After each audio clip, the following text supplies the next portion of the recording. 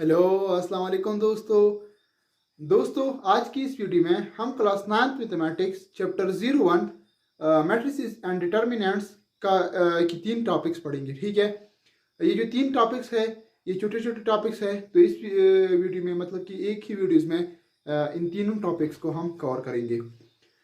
जो पहला टॉपिक है वो ये है कि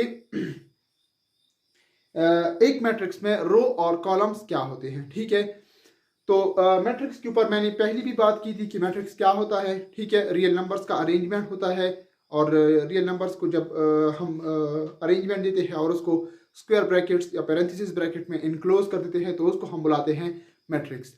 ठीक है, अब इस मैट्रिक्स में इस मैट्रिक्स के मतलब कि ये मैट्रिक्स मुश्तमिल होता है 2 बुनियादी चीज़ों पर। एक को हम बुलाते हैं रोज और दूसरे को हम बुलाते हैं कॉलम। ठीक है, और फॉर एग्जांपल मैंने एक मैट्रिक्स ले लिया। ठीक है, फॉर एग्जांपल मैंने एक मैट्रिक्स ले लिया 1 2 3 4। ठीक है, अच्छा ये रियल नंबर्स का अरेंजमेंट है कि नहीं है। ठीक है, स्क्वायर ब्रैकेट्स या मैं इन ब्रैकेट्स में भी इनको इंक्लूड कर देता हूँ 1 2 3 4। ठीक है, तो इसमें बुनियादी तौर पर मैं ये 2 चीज़ें नोटिस कर सकता हूँ। ठीक है, मतलब कि एक तो इस ऑर्डर में नंबर्स का अरेंजमेंट है।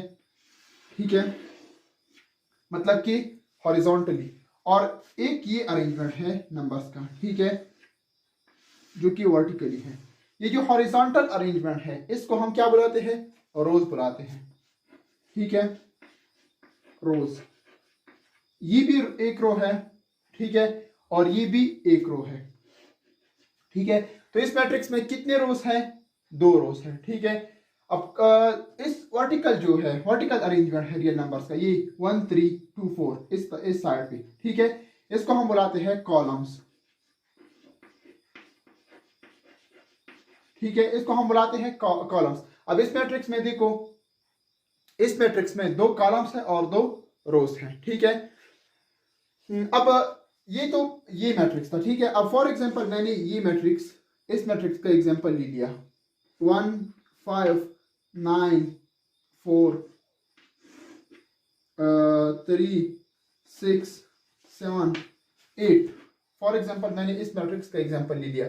अब इसको देखो, इसमें ये जो अरेंजमेंट है नंबर्स का, रियल नंबर्स का, इसको हम बुलाते हैं रोज। ठीक है, मतलब कि इसमें कितने रोज हो गए? 2 रोज हो गए। ठीक है, ये अरेंजमेंट और ये अरेंजमेंट। और कॉलम कितने हैं? 1 2 3 4। ठीक है, मतलब कि इसमें कॉलम्स कितने हैं? 4 हैं। ठीक है, अब इस कॉन्सेप्ट को समझ के मतलब कि रोज क्या कहलाते हैं और कॉलम्स क्या कहलाते हैं, बहुत इजी है। ठीक है, रोज क्या है? रियल नंबर्स का जो अरेंजमेंट है किस साइड पे के वो लाइन शुमार करो। ठीक है, जो कि हॉरिजॉन्टली है। ठीक है, और कॉलम्स क्या है? वर्टिकली। रियल नंबर्स का मैट्रिक्स में जो वर्टिकल अरेंजमेंट है उसको हम बुलाते हैं कॉलम्स। ठीक है, अच्छा, तो इस कॉन्सेप्ट को समझ के हम दूसरी कॉन्सेप्ट पे आते हैं जिसको हम बुलाते हैं ऑर्डर ऑफ अ मैट्रिक्स। ठीक है, ऑर्डर ऑफ अ मैट्रिक्स को एक और नाम से भी जाना जाता है जिसको हम बुलाते हैं डायमेंशंस ऑफ अ मैट्रिक्स। ठीक है, तो डायमेंशंस मैट्रिक्स के क्या होते हैं? अब किसी मैट्रिक्स का अगर मैं डायमेंशन बताना चाहता हूं, अब डायमेंशन का क्या मतलब? डायमेंशन का मतलब आप जस्ट ये समझ लीजिए कि डायमेंशन का मतलब साइज, एक मैट्रिक्स का साइज क्या है। तो उसको डिफाइन करने के लिए हम रोज की तादाद को कॉलम्स की तादाद के साथ मल्टीप्लाइड कर देते हैं। मतलब मल्टीप्लिकेशन की फॉर्म में मल्टीप्लिकेशन की फॉर्म में लिख देते हैं पर मल्टीप्लाइड नहीं कर देते। ठीक है, तो क्या करते हैं? Order of a matrix, order of a matrix, मतलब कि एक मैट्रिक्स का ऑर्डर क्या होता है। ठीक है, वो ये होता है कि अगर एक मैट्रिक्स में फॉर एग्जांपल m रोज हैं और n कॉलम्स हैं। ठीक है, m रोज है और n कॉलम्स है, तो m मल्टीप्लाइड बाई n। ठीक है, इस तरह भी लिख सकते हैं, या m बाई n इस तरह भी लिख सकते हैं। ये इसका ऑर्डर होता है। मतलब कि पहले क्या लिख लो, जिस मैट्रिक्स में जो रोज की तादाद है पहले वो लिख लो, फिर बाई लिख लो या मल्टीप्लिकेशन का साइन लगाओ। ठीक है, और फिर क्या लिखो?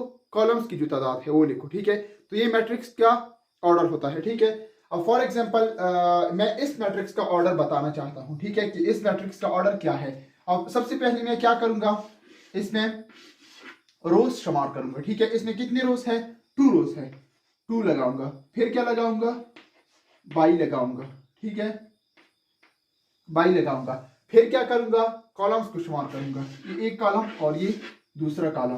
तो 2, ये 2 by 2 मैट्रिक्स है, ठीक है। अब जैसे कि मैंने पहले जिक्र किया कि डायमेंशन या ऑर्डर ऑफ अ मैट्रिक्स हमें मैट्रिक्स की साइज बताता है कि मैट्रिक्स की साइज क्या है, मतलब कि वो, अब डायमेंशन का क्या मतलब, फॉर एग्जांपल मैं ये बोल दूं कि ये जो मेरा मोबाइल फोन है इसके डायमेंशंस क्या है, मतलब कि इसका साइज हॉरिजॉन्टली क्या है और वर्टिकली क्या है। या फॉर एग्जांपल मैं इस बोर्ड की डायमेंशन बताना चाहता हूँ, तो मैं इस साइड पे भी जाऊंगा और इस साइड पे भी जाऊंगा। तो मैट्रिक्स की भी मतलब कि मैट्रिक्स की और डायमेंशन भी बेसिकली हमें साइज बताता है कि एक मैट्रिक्स का साइज क्या है, ठीक है। कॉन्सेप्ट बन रहा है कि नहीं बन रहा है, ठीक है।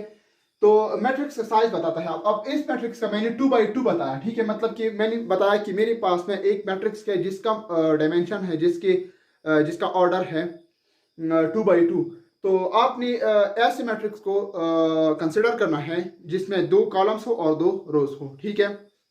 अच्छा, तो इस मैट्रिक्स की बात करते हैं, ठीक है। इस मैट्रिक्स का ऑर्डर बताते हैं, मतलब कि इसमें m रोज है और n कॉलम्स है।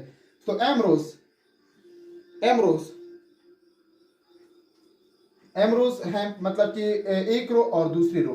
तो 2 बाई क्या होगा, कॉलम्स कितने हैं, 1 2 3 4, ठीक है, मतलब कि कॉलम्स कितने हैं, 4 है। तो ये मैट्रिक्स, इसका ऑर्डर हो गया 2 by 4, ठीक है। अब मैंने बताया कि मेरे पास में एक मैट्रिक्स 2 by 2 है और एक मैट्रिक्स 2 by 4 है। तो आपके जहन में ये आना चाहिए कि 2 by 4 वाला जो मैट्रिक्स है इसके डायमेंशंस ज्यादा हैं, ठीक है। तो ये बात थी, ठीक है, कि मैट्रिक्स का डायमेंशन बेसिकली उसका साइज हमें बताता है, ठीक है। ये टीवी को जरा ऑफ कर दी। अच्छा, तो जैसे कि मैंने वादा किया वीडियो की शुरुआत में कि एक और टॉपिक पढ़ाऊंगा जिसको हम बुलाते हैं इक्वालिटी ऑफ अ मैट्रिक्स, ठीक है। तो इक्वालिटी ऑफ अ मैट्रिक्स क्या होता है, इक्वालिटी ऑफ अ मैट्रिक्स का मतलब क्या,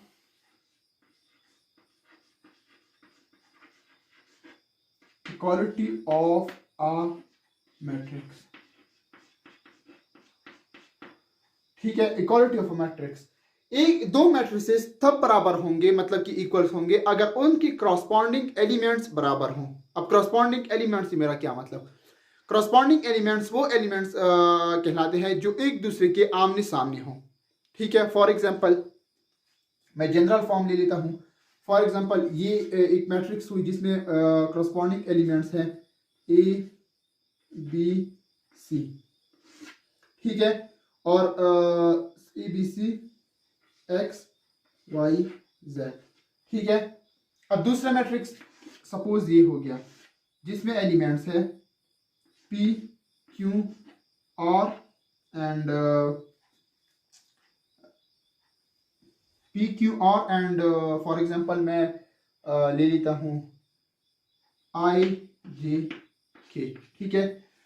अब जब दो मैट्रिक्स इक्वल होंगे तो उसके लिए दो ही कंडीशंस है। पहली शर्त ये है, पहला कंडीशन ये है कि उनका ऑर्डर सेम होना चाहिए, ये सबसे इंपॉर्टेंट बात है, ठीक है। मतलब कि अगर उनका ऑर्डर मुख्तलिफ हो, मतलब कि एक 2 by 3 ऑर्डर का है और दूसरा 2 by 2 ऑर्डर का है, तो वो कभी भी बराबर नहीं हो सकते। एक पहली बात तो ये याद रखिए, मतलब कि दो मैट्रिसेस के लिए कि वो एक दूसरे के बराबर हो जाए, ये पहली शर्त ये है कि उनका ऑर्डर सेम होना चाहिए। अब इसको देखो, ये किस ऑर्डर का है, 2 by 3, मतलब कि दो इसमें रोज हैं और 3 इसमें कॉलम्स है। ये 2 by 3 है और ये क्या है, ये भी 2 by 3 है। तो इसको हम बराबर कर सकते हैं। अब ये दो मैट्रिक्सेस तब बराबर होंगे अगर ए पी के बराबर है और बी क्यू के बराबर है, सी r के बराबर है और x i के बराबर है, y j के बराबर है और z k के बराबर है। तो ये मैट्रिसेस तब बराबर होंगे अगर ये एलिमेंट मतलब कि कॉरस्पॉन्डिंग एलिमेंट्स कहलाते हैं, एक दूसरे के जो आमने सामने है। अब इसका पोजीशन बताओ, ये पहली रो में है और पहली कॉलम में है, ठीक है। तो ये ए पी के बराबर होना चाहिए, ये बी पहली रो में है और कॉलम सेकंड कॉलम में है, तो ये बी इस क्यू के बराबर होना चाहिए, ये सी आर के बराबर होना चाहिए, ये एक्स आई के बराबर होना चाहिए, ये वाई जे के बराबर होना चाहिए, ये जेड के बराबर होना चाहिए। तो ये मैट्रिसेस तब इक्वल होंगे अगर ये कंडीशन सेटिस्फाइड हों, वरना ये अनइक्वल होंगे, ठीक है। तो चूंकि मैंने कंडीशंस इधर लिखे हैं तो ये मैट्रिसेस एक दूसरे के बराबर है। अब क्वेश्चन ये पूछा जाता है कि दो मैट्रिसेस हमें दी होते हैं और क्वेश्चन ये पूछा जाता है हमसे कि बताओ इनमें से कौन से मैट्रिसेस एक दूसरे के बराबर हैं, ठीक है। वो जस्ट क्वेश्चन का फॉर्म अलग कर देते हैं, ठीक है। मतलब कि फॉर एग्जांपल मैंने दो मैट्रिसेस लिए, ठीक है, एक मैट्रिक्स सी ली, ठीक है, मतलब कि इसमें 5 लिख दिया, 2 लिख दिया, 7 लिख दिया और 11 लिख दिया, 6 लिख दिया और 1 लिख दिया, ठीक है। अब दूसरी मैट्रिक्स क्या देंगे हमें, फॉर एग्जांपल इन्होंने हमें दे दिया 10/2 और 2 दे दिया, 9-2 दे दिया, 9+2 दे दिया और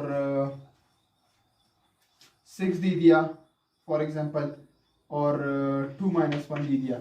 अब हमें ये पूछा जाता है कि ये मैट्रिक्स इसके बराबर है कि नहीं है। अब इसको, ये तो सिंप्लीफाइड फॉर्म है, 5, 2, 7, 11, 6, 1, इसका तो हम कुछ भी नहीं कर सकते।